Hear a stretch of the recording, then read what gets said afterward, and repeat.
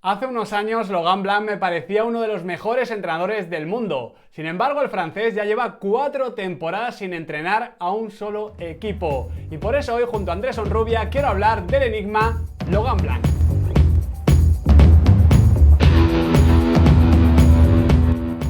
Muy buenas chicos y chicas, ¿qué tal estamos? Bienvenidos de nuevo a Diario de un Periodista Deportivo. Como veis, hoy se vuelve a pasar por el canal, esta vez a distancia, mi buen amigo Andrés Onrubia. ¿Qué tal, Andrés? Bueno, me vuelvo a pasar, llevas sin llamarme mucho tiempo. Encantado de estar aquí contigo para hablar de un entrenador muy interesante. Totalmente, si no te llamo es porque no te puedes venir aquí a la Sierra de Madrid, pero bueno, aún así queríamos hacer un vídeo especial sobre, como dices, un entrenador muy interesante, Logan Blanc, Le President. La primera pregunta que te tengo que hacer, aunque entiendo que la respuesta es afirmativa, es si Blanc te parece un muy buen entrenador, que es lo que me parece a mí, uno de los mejores. Como comentaba en la introducción, hace 5 o 6 años yo creía que era uno de los mejores del mundo. Sí, sí, un muy buen entrenador. Un entrenador que en los tres equipos en los que ha estado ha dejado cosas interesantes. Quizá en Francia fue su etapa más negativa, por así decirlo, pero no por ello dejó de hacer cosas interesantes. Y un muy buen entrenador, pero también peculiar. Uno de los entrenadores más peculiares del mundo del fútbol en los últimos años, porque cuando negocia con un equipo por unas condiciones bastante extrañas y por eso no ha entrenado desde que salió de París. Exactamente, de eso vamos a hablar luego. Antes vamos a repasar un poquito su carrera para argumentar por qué nos parece tan bueno y nos sorprende tanto que no esté dirigiendo a uno de los mejores equipos del mundo, o al menos a un proyecto interesante, porque como dices, solo ha dirigido a 3 equipos. Para empezar, el Girondins de Burdeos entre 2007 y 2010, un Girondins de Burdeos que evidentemente no solo gana la Liga en 2009, sino que gana la Supercopa en 2008, la Copa de la Liga también en 2009, la Supercopa el verano siguiente, y que llega a cuartos de final de la Champions League en 2010 con un Joan Gourcuff jugando realmente bien. Ese era un Burdeos que sinceramente ya demostraba que Logan Blanc era un entrenador diferente, que le gustaba el fútbol de posición, que le gustaba tener la pelota, llevar la iniciativa, y realmente que creaba circuitos asociativos muy bonitos de ver, y además muy competitivos. Sí, sí, sí, totalmente. Fue él quien rompió la hegemonía del Olympique de Lyon, ¿no? Que parecía incontestable, ¿no? Con un equipo que ganó 7 ligas consecutivas. Pero sobre todo rompe una tendencia de entrenadores franceses que no quieren hacer fútbol ofensivo, ¿no? Porque no había muchos entrenadores por la época. Quizá Christian Gourcuff en el Lorient, pero que no era muy vistoso. Y él cuando llega al Burdeos, pues encuentra un equipo que tampoco era técnicamente de grandes jugadores. Es cierto que en ataque estaba Gourcuff, pero el centro del campo era de mucho trabajo y hizo un fútbol realmente ofensivo que brilló. Y se te ha olvidado, bueno, no se te ha olvidado, pero esos cuartos de final de la Copa de Europa, con ese fútbol ofensivo, queda primero en un grupo con Juventus y Bayern, que ya te dice mucho de lo tipo de entrenador que es. Totalmente, al final le elimina el Lyon, ¿no? Precisamente en esos cuartos de final. Como dices, yo creo que si el fútbol francés hay que entenderlo como dos escuelas diferentes, la de Didier Deschamps y la de Logan Blanc, evidentemente la de Deschamps se impone en número y en impacto, y mismamente también es que se ha proclamado evidentemente campeón del mundo con Francia hace un par de añitos. Después del Burdeos va, como decimos, a la selección francesa, ficha o llega después de caer en esa fase de grupos en 2010 con todos esos problemas más que futbolísticos, culturales, raciales, sociales, como queramos decirlo. Era un vestuario muy complejo, un vestuario que no casaba bien entre sí, que mostraba todo lo que estaba pasando en el país francés. Llega en ese verano de 2010 y está hasta el verano de 2012 tras la Eurocopa que gana España, donde precisamente la selección de Vicente del Bosque elimina a Francia en cuartos de final. Es verdad que es un partido brutal de la selección española y por tanto le tenemos que quitar un poquito de responsabilidad en ese sentido. Recuerdo una gran exhibición de Xabi Alonso, pero también es verdad, mi sensación al menos, que esa selección francesa fue de más a menos, que propuso mucho en los primeros meses, en esa fase de clasificación, y que ya en la Eurocopa se notaba que le faltaba algo. Y hay 3 momentos a destacar en la carrera de Laurent Blanc. La primera, como hemos dicho, en Burdeos. Si estábamos hablando de 2 escuelas, Laurent Blanc en 3 enfrentamientos clave, en sus 3 equipos en los que ha estado, renuncia a su estilo. En los cuartos de final contra el Lyon, juega muy defensivo el Lyon y se lleva 2 goles. Cuartos de final de la Eurocopa. Se enfrenta a España, 2 laterales derechos, Debussy y Rebellier, primer gol de España, internada de Jordi Alba. Y con el PSG, que ahora lo analizaremos, también tiene 2 momentos clave en los que renuncia a su estilo. Entonces, es un entrenador muy valiente, pero cuando ha llegado los momentos decisivos, ha habido una especie de canguelo que le ha penalizado muchísimo, pero en esa selección francesa él intentó renovar el vestuario, de hecho entró Benzema en un momento estelar, también dio jugadores muy jóvenes como Sissoko, como Envilá, como Cabaye, intentó además hacer fútbol de posición con un Cabaye que no era medio centro ofensivo, pero le colocó de medio centro ofensivo, pero... Lo hizo bien. Y en los momentos clave, como ya vamos a analizar ahora en París, es cuando ya se le empieza a ver a un Laurent Blanc que le tiembla un poco el pulso a la hora de tomar decisiones, y de hecho Nasri en aquella Eurocopa le recriminó en el vestuario el planteamiento, y ahí es cuando se acaba prácticamente el periplo corto de Laurent Blanc en la selección francesa. Ya digo que yo al menos entendí un poquito más ese planteamiento por lo que era la España del Bosque, ¿no? Era un tiquinaccio, era un control absoluto de la situación y lo que le costaba era generar la ocasión de gol. Lo que pasa es que ese partido, al igual que en la final contra Italia, estuvo sobresaliente la selección española. Y ya luego, para finalizar, como has venido adelantando, Paris Saint-Germain entre 2013 y 2016. A nivel de títulos es una cosa loca. Es verdad que es el PSG y que hay que entender el contexto, pero hace un 3-3 en la Liga, hace un 3-3 en las Supercopas, un 3-3 en la Copa de la Liga, un 2-3 en la Copa de Francia y llega a 3/4 de final en la Champions League de manera consecutiva. En 2014 cae ante el Chelsea de José Mourinho en un cruce muy particular. En 2015 cae ante el FC Barcelona de la MSN, un equipo absolutamente superior, sobre todo a nivel ofensivo, y en 2016 cae ante el Manchester City de Manuel Pellegrini en una eliminatoria que sí que la verdad es que supo a poco, nos decepcionó porque daba la sensación de que en octavas de final ya había pasado el gran reto, llegaba un City un poquito descafeinado y no hizo una gran eliminatoria. Bueno, aquí hay que destacar también, en primer lugar, ahora analizamos la Copa de Europa porque ha tenido muy mala suerte.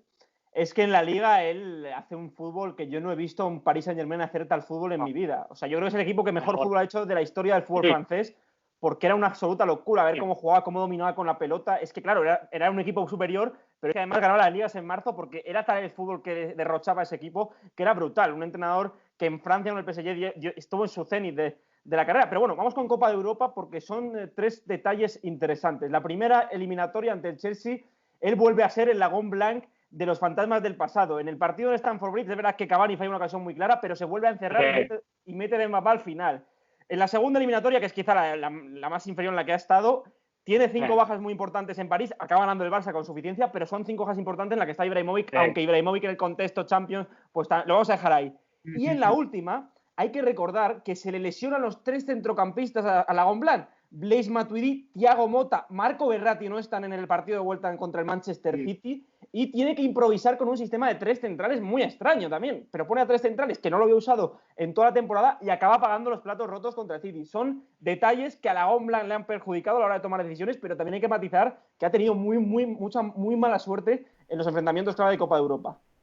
Me parece importante eso totalmente. Además, esa eliminatoria también contra el Chelsea, la falta de puntualidad, si no me equivoco, es la mano de Thiago Silva en ese saque de esquina absolutamente extraño. Thiago Silva, como siempre, siendo puntual en su cita. Y además hay que decir, Andrés, básicamente, que creo que la peor decisión que ha tomado el Paris Saint-Germain en este nuevo proyecto de los petrodólares es despedir a Laurent Blanc. Creo que se viene demostrando en los últimos años. Yo lo opinaba en el momento, porque creo que el PSG estaba jugando muy bien y le faltaba un plus, seguramente en ataque, ese plus que luego llegaría con Neymar y con Mbappé, pero es que ni con Unai Emery ni con Thomas Tuchel jamás ha vuelto a jugar al nivel al que jugaba el Paris Saint-Germain. Luego, igual gana esta temporada la Copa de Europa si se termina disputando, pero sinceramente a nivel futbolístico, nada, como tú dices, como ese PSG de Laurent Blanc con ese trío de centrocampistas tan característico, porque al final, si a este PSG, al actual, le define el tema de Neymar, Mbappé, Di María y Icardi, los 4 fantásticos, como suelen decir, a ese Paris Saint-Germain de Laurent Blanc le definía, como dices, ese Thiago Motta, Marco Verratti y Blaise Matuidi. Sí, además que supo gestionar los egos de maravilla, ¿no? Estaba el problema de Cavani e Ibrahimovic, pues ¿qué hace Laurent Blanc? Pone a Ibrahimovic casi de medio centro para que Cavani, partiendo de la banda izquierda, se metiese delantero. Sí. Supo gestionar los egos de maravilla y luego pues, llegó Unai Emery que se encontró con una serie de futbolistas que quizá tenían demasiado ego o no sabía lidiar con ellos, y eso, quieras o no, en un vestuario se nota, como ha pasado con Thomas Tuchel. Sí. Blanc no solo hizo un fútbol espectacular, sino que convirtió el vestuario del PSG en casi una piña, aunque es verdad que luego le pesó esa mala suerte en la Copa de Europa, pero el PSG no ha tenido ningún proyecto, quizá con Ancelotti un poquito, aunque perdió la liga ante el Montpellier y hubo problemas, pero con Laurent Blanc la estabilidad fue tanto futbolística como emocional como dentro del vestuario, y eso en un proyecto como el del PSG, que ya sabemos cómo van las cosas en los últimos años, que ha habido bastantes problemas extradeportivos, pues se nota bastante y se vio reflejado en el terreno de juego. Por todo esto, nos sorprende muchísimo que en las 4 últimas temporadas Laurent Blanc no haya agarrado a ningún equipo, que no haya dirigido un gran proyecto. Yo, de hecho, comentaba que me parecía un entrenador muy candidatable tanto para el Fútbol Club Barcelona, donde estuvo como futbolista, como para el Manchester United, donde estuvo también como jugador. De hecho, allí acaba su etapa y cuelga las botas, como incluso para el Real Madrid, que sonó bastante porque era un entrenador que podía practicar un fútbol ofensivo, con la pelota, etcétera. Yo creo que un entrenador muy moderno y que podía encajar en muchos clubes. Sin embargo, no lo ha hecho, no por falta de ofertas, porque realmente Andrés, es verdad que en este tiempo no ha llegado la gran oferta, la oferta del Barça, la oferta del Real Madrid, la oferta del Manchester United, o al menos no ha trascendido, pero se han llegado ofertas como la del Olympique de Lyon, como la del Sevilla, alguna de la Premier, que le podía haber interesado. Sí, sí, a mí me parece un entrenador que por estilo de juego encajaría muy bien en el Barça, ¿eh? Ese 4-3-3, esa escuela perfecta, era anillo al dedo. Pero sí es cierto que ha habido momentos en los que ha tenido ofertas, pero claro, él cuando recibe una oferta, el equipo que le quiere fichar tiene que saber que todos los miembros del staff técnico se tienen que ir. Él quiere tiene un equipo muy marcado. Jean-Louis Gasset era su segundo, que ha sido su segundo durante muchos años, que luego se convirtió en primero del Montpellier y Saint-Étienne. De hecho, en su última oferta del Lyon, él pidió con condición que Gasset fuera el segundo, pero Gasset había entrenado al eterno rival que era el Saint-Étienne y el Lyon ni mucho menos quería eso. Así que es un entrenador con condiciones muy peculiares, salario muy alto, que quiere dominar el tema de los fichajes. Claro, en un equipo, imagínate en Sevilla pelear Monchi contra Laurent Blanc, eso es insostenible, ¿no? Entonces es un entrenador que quiere dominar también la parcela de los fichajes y eso es muy difícil en un equipo que ya tiene bases asentadas, como los que has mencionado.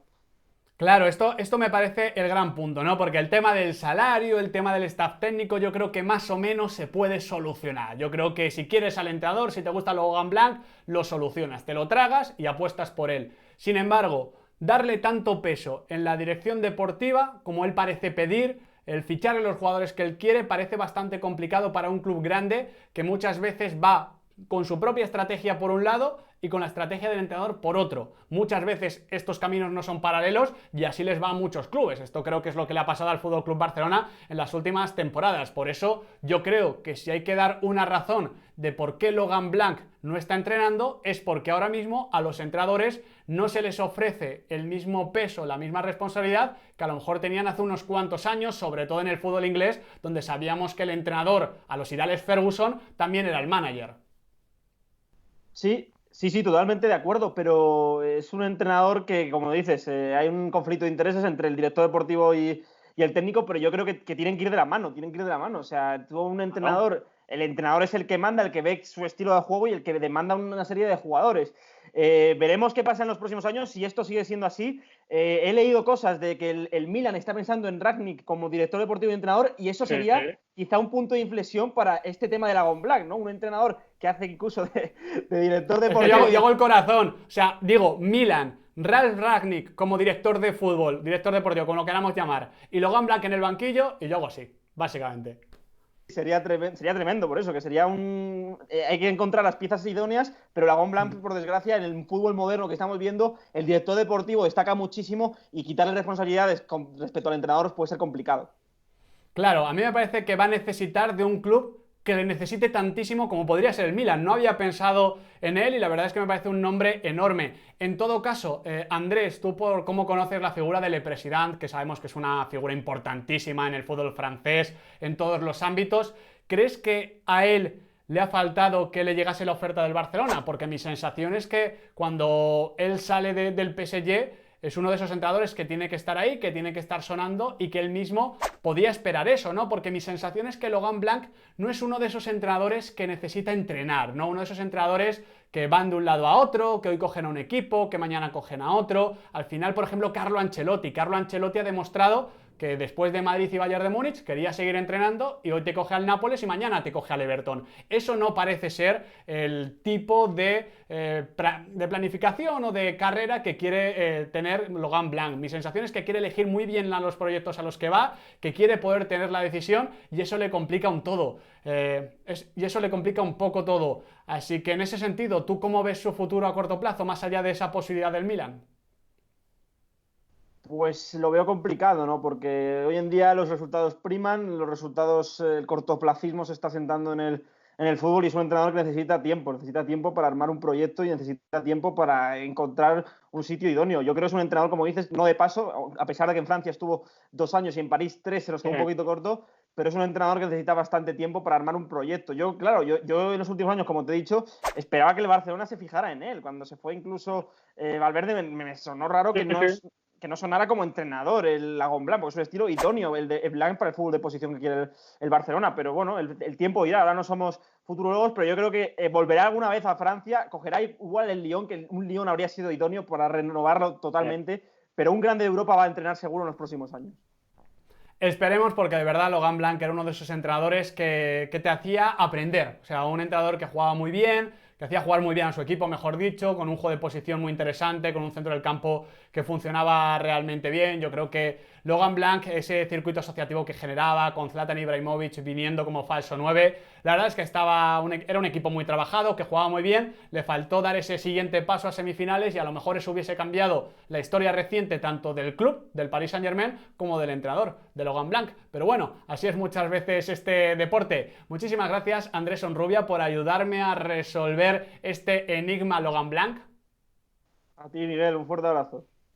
Y nada, chicos, aquí dejamos el vídeo de hoy. Quería que fuese diferente, pero quería que fuese centrado en una figura tan interesante como la de Laurent Blanc, que ahora ha desaparecido un poquito, como vemos, del concierto europeo, se le tiene un poquito perdido, y aún así muchos de vosotros constantemente en los Q&A me preguntáis si me encajaría para el Barcelona, para el Madrid, para el United, y yo suelo decir que siempre que sí, porque la verdad es que me parece un fantástico entrenador, así que ojalá pronto le tengamos de vuelta en los banquillos. Muchísimas gracias, chicos y chicas, por estar ahí. Ya sabéis, si queréis ayudar al canal, podéis darle like al vídeo, suscribiros no solo aquí a Diario de un Periodista Deportivo, sino sobre todo al canal de Andrés Onrubia, que dejamos aquí tanto en una tarjetita como en la cajita de descripción, y por supuesto activad ambas campanitas, porque aquí en YouTube Fútbol evidentemente el fútbol nunca se acaba.